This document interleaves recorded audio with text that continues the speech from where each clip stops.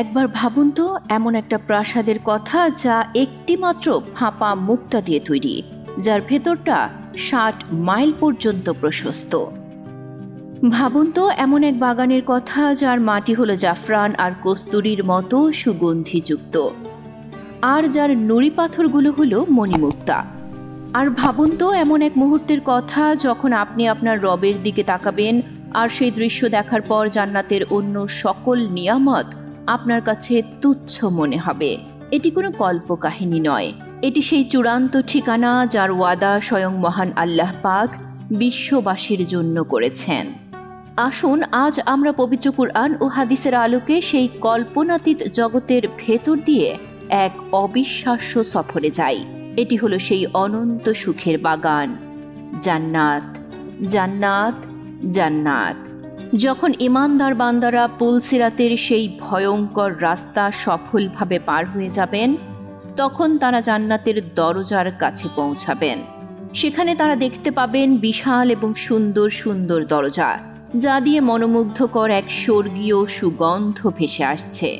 সেখানে ফেরেশতারা তাদের স্বাগত জানানোর জন্য সারিবদ্ধভাবে দাঁড়িয়ে থাকবেন। তারা বলবেন, সালামুন আলাইকুম, আপনাদের ওপর শান্তি বর্ষিত হোক। আপনারা কতই না ভালো ছিলেন, আপনারা দুনিয়াতে ধৈর্য ধরেছিলেন, তার ফল দেখুন। আপনাদের শেষ ঠিকানা কতই না সুন্দর। এবার চিরদিনের জন্য জান্নাতে প্রবেশ করুন। জান্নাতের মোট 8টি দরজা রয়েছে।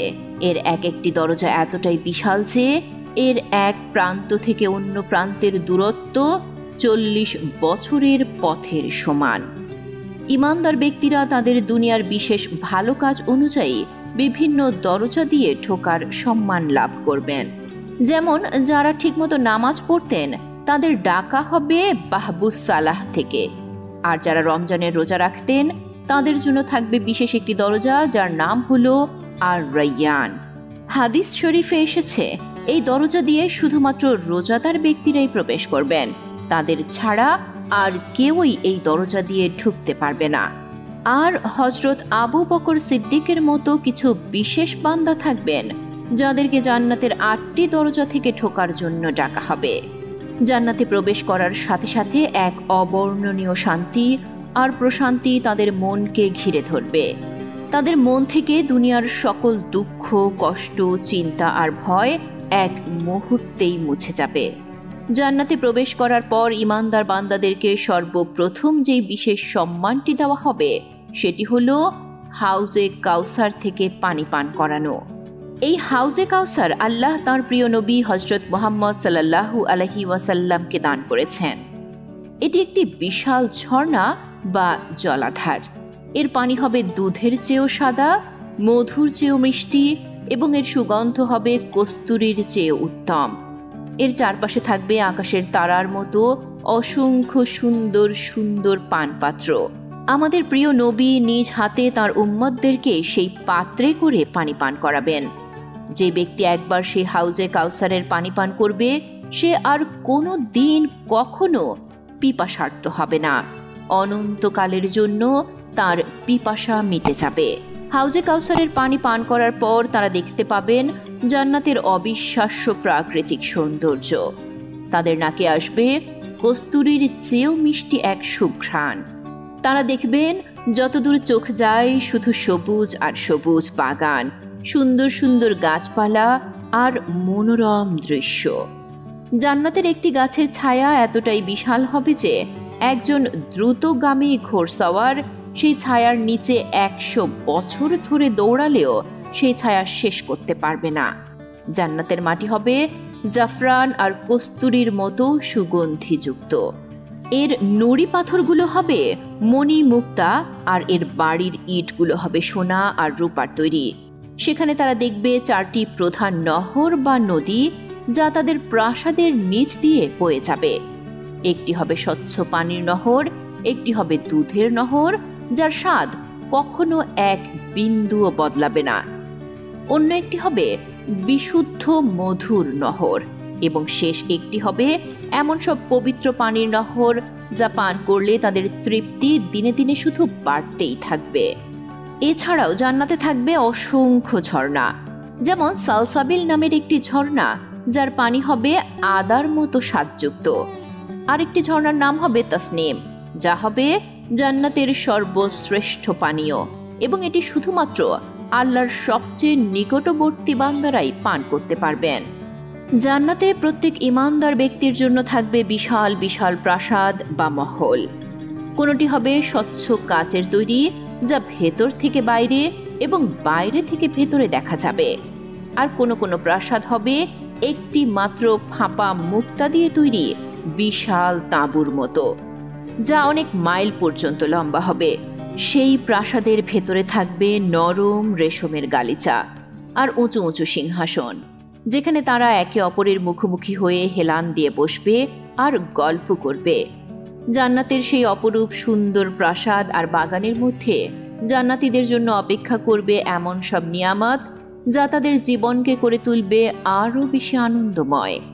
জান্নাতীদের পরানো হবে পাতলা এবং মোটা রেশমের তৈরি সবুজ রঙের সুন্দর সুন্দর পোশাক, যা দুনিয়ার কোনো রেশমের সাথেই তুলনীয় নয়। তাদের হাতে পরানো হবে সোনা, রূপা ও মুক্তার চুড়ি বা কঙ্কন, আর তাদের মাথায় থাকবে মণিমুক্তা খচিত মুকুট, যার একটি মাত্র মুক্তার আলো পূর্ব এবং পশ্চিমের মধ্যবর্তী সব কিছুকে আলোকিত করে দেবার জন্য যথেষ্ট হবে। জান্নাতে প্রবেশকারী প্রত্যেক পুরুষ হবেন যুবক। তাদের বয়স হবে 33 বছর। তাদের বয়স আর কখনোই বাড়বে না, তারা কখনো বৃদ্ধ হবেন না। তাদের সৌন্দর্য হবে হযরত ইউসুফ আলাইহিস সালামের মতো, এবং তাদের উচ্চতা হবে আমাদের আদি পিতা হযরত আদম আলাইহিস সালামের মতো 60 হাত লম্বা।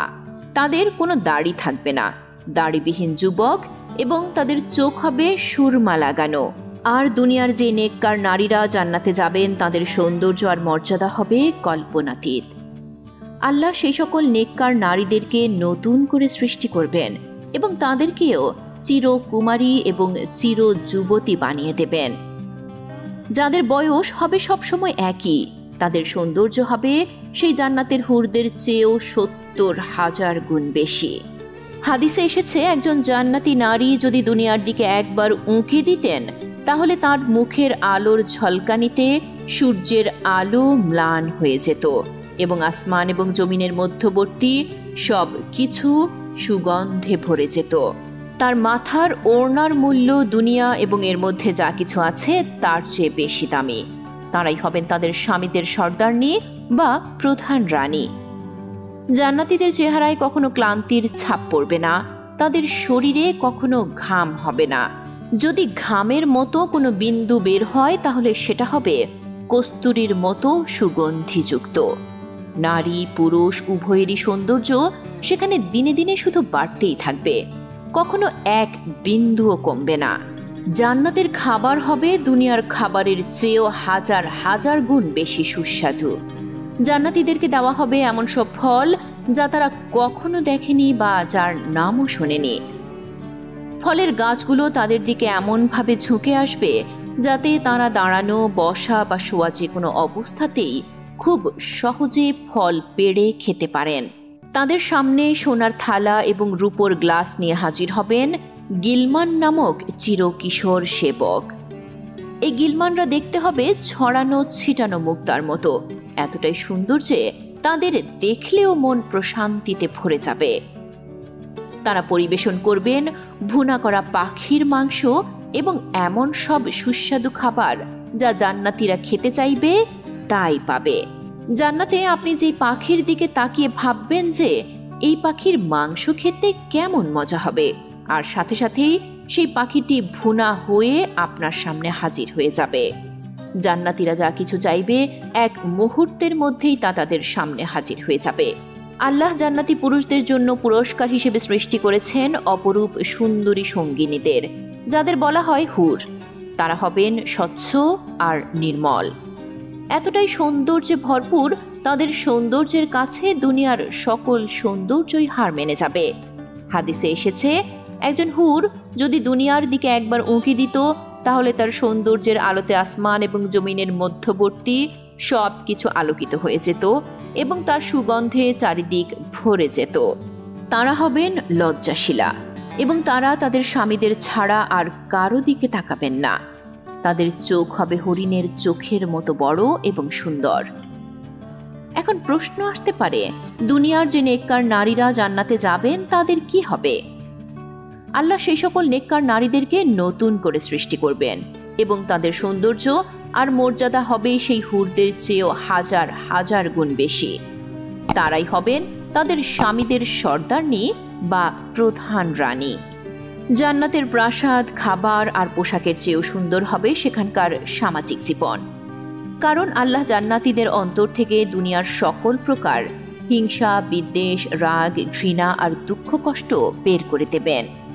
জান্নাতে প্রবেশ করার পর সবার অন্তর হয়ে যাবে একদম পরিষ্কার, আর একে অপরের প্রতি ভালোবাসা আর শ্রদ্ধায় পরিপূর্ণ হবে।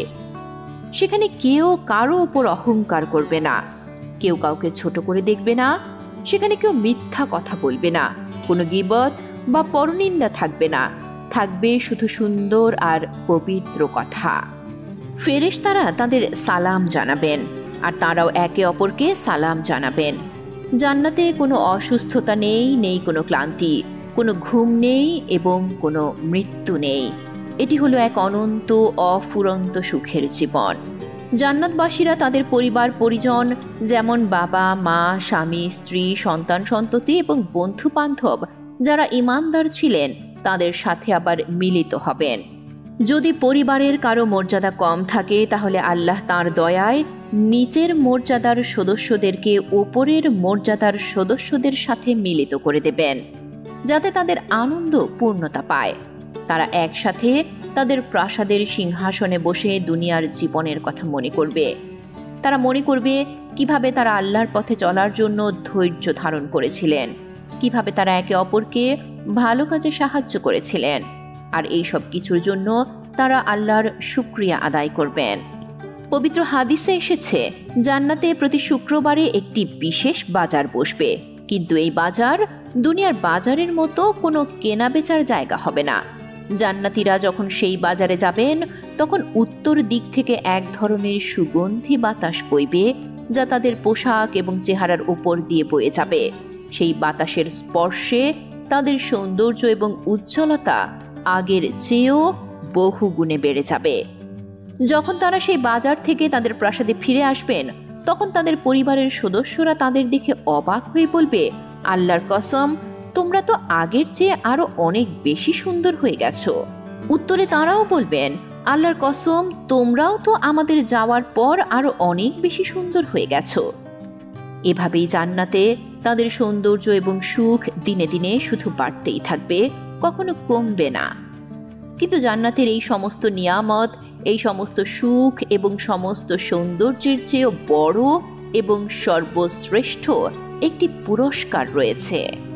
একদিন আল্লাহ তাআলা জান্নাতবাসীদেরকে ডেকে বলবেন, হে জান্নাতের অধিবাসীরা, তোমরা কি সন্তুষ্ট?